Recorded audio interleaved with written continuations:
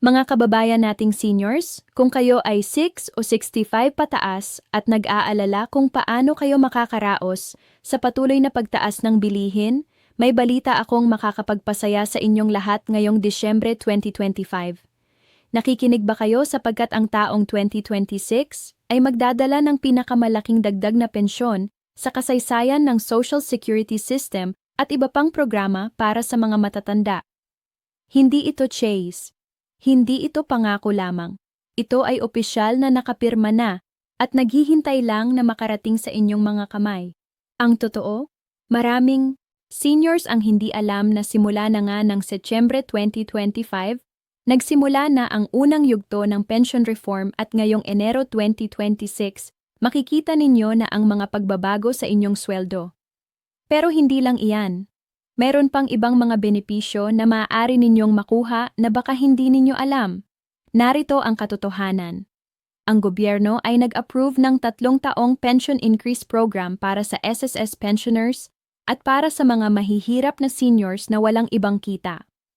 May dagdag na social pension na tumaas na mula PH5 hanggang PH0 bawat buwan. Alam ba ninyo na pwede rin kayong makatanggap ng additional benefits kung alam ninyo kung saan tumingin? Kaya makinig kayo ng mabuti sapagkat ang mga susunod na minutong ito ay maaaring magbago ng inyong buhang pananalapi para sa mas maayos na kinabukasan. Alam ko na marami sa inyo ay nalilito kung ano talaga ang mangyayari sa inyong pensyon simula 2026. Kaya hayaan ninyong ipaliwanag ko ito ng malinaw para maintindihan ninyo kung magkano ba talaga ang makukuha ninyo at kailan ito darating. Una sa lahat, ang SSS Pension Reform Program ay nagsimula na noong Setyembre 2025. Kaya kung kayo ay tumatanggap na ng SSS pension ngayon, dapat napansin ninyo na ang inyong sweldo noong Setyembre ay tumaas na ng bahagya. Ang nangyari kasi ay ganito. Para sa mga retirement at disability pensioners, ang increase ay 10%.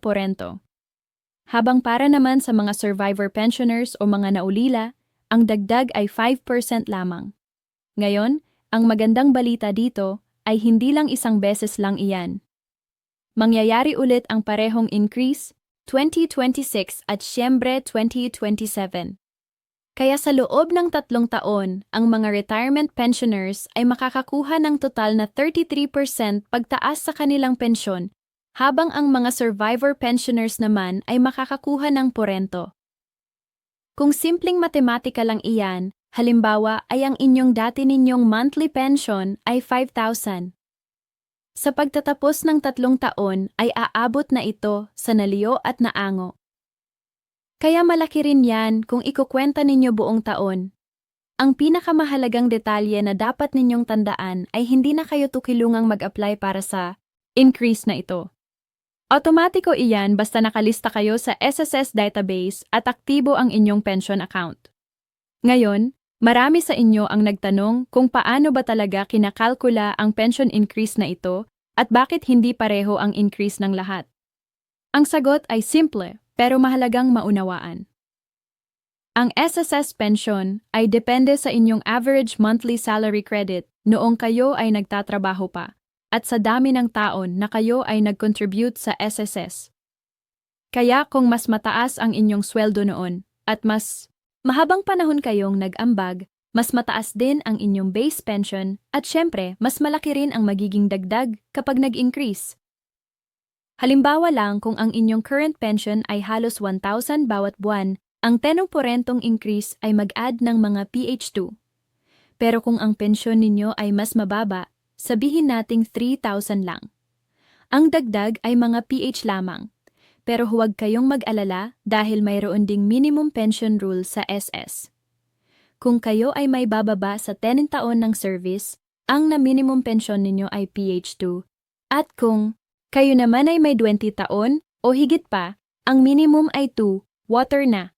Kaya kahit maliit ang inyong dating sweldo, protektado pa rin kayo ng minimum pension na iyan. Ang isa pang mahalagang punto ay may dagdag pang PH Sao Zeroth na permanent na increase na nagsimula noong 2017. Kaya idinagdag na rin iyan sa inyong regular pension. At huwag kalimutan ang inyong 13th month pension tuwing Disyembre. Yan ay equivalent ng isang buwan ninyo ng regular pension. Kaya talagang nakakatulong yan lalo na sa Pasko. Ngayon para sa mga seniors na walang SSS o GSIS pension dahil hindi nakapagtrabaho ng sapat na taon o wala talaga kayong formal na trabaho noon, mayroon pa ring tulong para sa inyo. At ito ang tinatawag na Social Pension for Indigent Senior Citizens. Ito ay programa ng DSWD na tumutulong sa mga mahihirap na seniors na edad na 60 pataas, lalo na sa mga frail, may sakit o may disability at walang regular na source of income. Ang magandang balita dito ay tumaas na ang social pension mula PH 500 noon hanggang PH 1000 ngayong 2024 dahil sa Republic Act 11-1916 na pinirmahan noong 2022. Ibig sabihin, kung kayo ay qualified, makakatanggap kayo ng 1,000 bawat buwan. Pero hindi lahat ng seniors ay makakakuha nito. Dapat talagang indigent kayo, walang pensyon mula sa SSS, GSIS, PVAO o anumang insurance company, at walang regular na financial support mula sa pamilya o kamag-anak. Ang payout ng social pension na ito ay hindi tulad ng SSS na monthly. Kadalasan kasi quarterly or every 3 months ang bigayan. Kaya minsan ang natanggap ninyo ay PH 3,000 o mas mataas pa depende sa schedule ng inyong barangay at DSWD field office. Narinig ko rin na may mga rumors tungkol sa Universal Social Pension na lahat ng seniors daw ay makakatanggap ng PH Serwazo kahit may ibang pensyon na. Pero as of ngayon, Disyembre 2025, wala pa itong final approval. May mga bills pa lang na pending sa Congress, kaya huwag munang umasa dyan hanggang sa hindi pa officially na ipasa at naipirmahan ng Pangulo. Kung kayo naman ay dating government employee at member ng GSIS, medyo iba naman ang sistema ninyo, pero meron din kayong mga benefits na dapat ninyong malaman. Ang GSIS pension ay kadalasang mas mataas kaysa SSS dahil ang computation ay base sa inyong highest average monthly compensation sa huling 3 taon ng service at sa dami ng taon ninyo sa government. Halimbawa, kung ang average monthly salary ninyo ay 30,000 at nag-serve kayo ng 25 taon, ang inyong basic monthly pension ay pwedeng umabot ng mga 15,000. O higit pa depende sa formula. Ang GSIS ay may regular na pension increase din para sa mga pensioners na nakatanggap na ng pension for 5 years or more. Pero ang amount ay depende sa approval ng GSIS Board of Trustees, kaya hindi ito fixed rate tulad ng SSS Reform Program. Ang minimum pension naman ng GSIS ay PH 5,000 na tumaas na noong 2013 mula 3,000. Kaya kahit mababa ang inyong service years, may protection pa rin kayo. Mayroon ding GSIS Christmas Cash Gift na ibibigay tuwing Disyembre. Isa ito sa buwan ng inyong pensyon or up 1,000 kung alin ang mas mababa. Kaya makakatulong talaga iyan sa gastos sa Pasko. Ang payment schedule ng GSIS ay normally tuwing buwan pero para sa December 2025, in advance nila sa December 5 para makapaghanda kayo sa mga holiday expenses. Kaya i-check ninyo ang inyong bank account sa mga araw na yan. Para sa mga seniors na nag-transfer mula private sector papuntang government or vice versa, sa buong career ninyo, mayon kayong special benefit na tinatawag na GSIS, SSS, Portability Law or Republic Act 7699. Ito ay batas na nagpapahintulot sa inyo na pagsamahin ang inyong contributions at service credits mula sa dalawang sistema para makakuha ng mas mataas na pension. Halimbawa, kung nag-work kayo ng 10 taon sa government at 8 pang taon sa private company, pwede ninyong i-combine ang taon na yan para ma-qualify sa pension kahit hindi kayo umabot ng minimum years sa isa sa dalawa. Ang proseso ay medyo komplikado at kailangan ninyong mag-apply sa SSS or GSIS depende kung saan kayo mas maraming contributions. Pero ang resulta ay sulit. Ang pension computation ninyo ay gagamitin ang more favorable formula at ang total creditable service ninyo ay pagsasamahin para sa mas mataas na payout. Ang problema lang, maraming seniors ang hindi nakakaalam ng benefit na ito kaya hindi nila na-avail o kaya naman ay may mga missing records or discrepant sa kanilang contributions kaya delayed ang processing. Kaya ang advice ko sa inyo kung nagkaroon kayo ng mixed employment sa buhay ninyo, mag-check kayo ng inyong records ng maaga.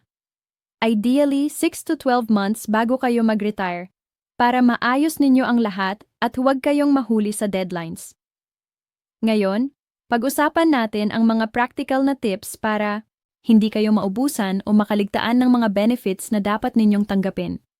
Una, siguruhing updated ang inyong contact information, bank account details at personal records sa SSS, GSIS or DSWD. Maraming pensioners ang nahihirapan makatanggap ng payout dahil lumang address ang nakalagay sa records nila o kaya naman ay close na ang bank account. HENA-registered kaya ang pera ay balik sa sistema at kailangan pa nilang mag-follow up na minsan ay umabot ng ilang buwan. Pangalawa, mag-enroll kayo sa online accounts. Ang SSS may SSS portal at ang GSIS ay may online services din. Kaya pwede ninyong i-check anytime ang inyong pension status, payment history, at mga announcements ng walang hassle. Pangatlo, huwag kayong magpahuli sa mga required documents tulad ng Certificate of Life o Proof of Existence, lalo na kung kayo ay nakatira sa ibang bansa. May mga instances kasi na ang pension ay nas-suspend dahil hindi nag-submit ng proof na buhay pa ang pensioner. Kaya importante na sundin ang mga reminders na yan. Pang-apat, alamin ninyo kung sino ang inyong designated beneficiaries o dependents. Dahil kung sakaling may mangyari sa inyo, ang survivor's pension ay pupunta sa kanila. Kaya kailangan updated din ang kanilang information para walang delay sa claims. At panghuli, kung may problema kayo o may tanong, huwag kayong magatubili na bumisita sa pinakamalapit na SSS or GSIS branch o kaya naman ay tumawag sa kanilang hotline. Mas mabuti and magtanong kayo ng maaga kaysa maghintay na may problema na bago kumilos. May ilan din sa inyo na nagtatanong tungkol sa tax implications ng pension income ninyo. Ang magandang balita ay ang mga pension mula sa SSS, GSIS at social pension ng DSWD ay tax-exempt. Ibig sabihin, hindi kayo babayaran ng buwis dito kaya ang full amount na natatanggap ninyo ay sa inyo na talaga. Pero kung mayon kayong ibang income sources tulad ng rental income, business income, or part-time work, kahit retired na kayo, ang mga iyon ay taxable pa rin depende sa amount. Kaya dapat aware kayo sa tax obligations ninyo sa BIR. Ang isa pang tanong na madalas kong naririnig ay tungkol sa posibleng pagbawas o sealback. Totoo ba na pwedeng bawasan ng gobyerno ang pensyon ninyo? Ang totoo, ang pension ay legally protected at hindi pwedeng basta-basta bawasan. Pero mayroon na ngang instances na pwedeng masuspend or ma-adjust ang pension. Kung halimbawa ay may discrepancy sa records ninyo, o kung nalaman na may double claiming kayo, or kung ang beneficiary ay hindi na qualified na makatanggap ng survivor's pension dahil nag-reary na or lumampas na sa edad ng 21 na taong gulang at hindi disabled. Kaya importante na honest at updated kayo sa lahat ng inyong transactions para iwas problema. Mayroon ding mga rumors tungkol sa future sustainability ng SSS at GSIS funds. Totoo bang mauubos ang pera at mawawalan ng pensyon ang mga susunod na henerasyon? Ang official statement ng mga ahensya ay ang mga funds ay financially sound pa rin at ang pension reform ay carefully studied ng actuaries para masiguro na sustainable ito. Ang SS halimbawa ay nagsasabing ang fund life ay umabot pa hanggang 2049 to 2053 depende sa collection efficiency at investment returns. At ang mga contribution rate increases na naging epektibo mula 2019 hanggang 2025 ay nag-strengthen na sa reserves. Pero syempre, ang sustainability ay depende rin sa patuloy na contributions ng mga active workers at sa tamang pamamahalaan ng gobyerno. Kaya importante na lahat ay sumusunod sa sistema. Para sa mga mahihirap na seniors na nag-a-apply ng social pension sa DSWD, meron akong ilang practical tips na makakatulong sa inyo. Una, kailangan ninyong magpunta sa inyong barangay hall para makakuha ng Certificate of Indigency. Ito ang pangunahing dokumento na nagpapatunay na kayo ay mahirap at walang regular income dahil hindi ninyo ang inyong valid ID, birth certificate o anumang dokumento na nagpapatunay ng inyong edad at proof of address tulad ng barangay certification. Madalas ang proseso ay nagsisimula sa barangay level, kung saan may master list ng mga qualified seniors, at pagkatapos ay isusubmit ito sa municipal o city social welfare office para sa validation. Ang payout ay hindi regular monthly tulad ng SSS. Kadalasan ay quarterly ang bigayan at may mga designated payout centers o kaya naman ay through land bank cash cards depende sa area ninyo. Ang problema ay maraming qualified seniors ang nasa waitlist pa dahil limited ang budget ng DSWD. Kaya kung kayo ay nag-apply na pero hindi pa nakatanggap, hindi ibig sabihin ay rejected kayo. Baka nandun lang kayo sa waiting list at darating din ang turn ninyo kapag may additional budget allocation na. Ang current target ng DSWD ay 4 na milyon na indigent seniors sa buong bansa. Kaya malaki rin talaga ang coverage na yan. Kung mayon kayong problema or complaint tungkol sa social pension program, pwede ninyong i-report sa DSWD Field Office o sa Municipal Social Welfare Office. At mayon ding hotline na pwede ninyong tawagan para sa assistance. Gusto ko ring i-highlight ang iba pang benefits at discounts na entitled kayo bilang senior citizen na madalas ay nakakalimutan o hindi alam ng marami. Under the Expanded Senior Citizens Act o Republic Act 9994 at ang mga amendments nito, meron kayong 20% discount at VAT exemption sa maraming bagay. Kasama dito ang medicines, food items sa restaurants, hotels at accommodation, domestic air at sea travel. Medical at dental services at marami pang iba. Meron ding priority lane kayo sa mga bangko, government offices, grocery stores, at iba pang establishments. Kaya huwag kayong mahiyang gamitin ang privilege na yan. Mayon din kayong discount sa utilities, tulad ng kuryente at tubig para sa first 100 coat hours ng kuryente at first 30 cubic meters ng tubig bawat buwan. Ang problema ay maraming seniors ang hindi fully naa-avail ng mga benefits na ito dahil hindi nila alam o kaya naman ay nahihiya silang magtanong. Ang advice ko, magdala kayo palagi ng inyong Senior Citizen ID o Oscar ID kapag lumalabas kayo at huwag kayong mag-atubiling manghingi ng discount.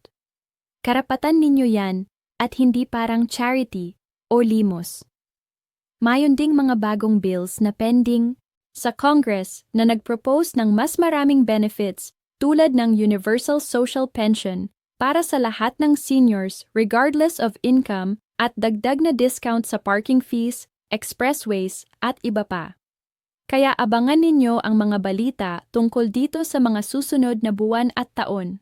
Sa pagtatapos, gusto kong linawin na ang pension reform program na ito ay isang malaking hakbang ng gobyerno para suportahan ang ating mga matatanda na nag-sacrifice ng maraming taon para sa bansa. Ang 33% increase para sa SSS retirement pensioners sa loob ng 3 taon ang tumaas na social pension para sa mga indigent seniors ang continuing benefits mula sa GSIS. At ang iba pang discounts at privileges ay lahat ay nagpapakita ng commitment ng pamahalaan na alagaan ang welfare ninyo. Pero ang responsibilidad ay hindi lang sa gobyerno. Kailangan din ninyong maging proactive, mag-update ng inyong records, mag-stay informed sa mga announcements, at huwag kayong mag-atubiling magtanong kung may kayo maintindihan.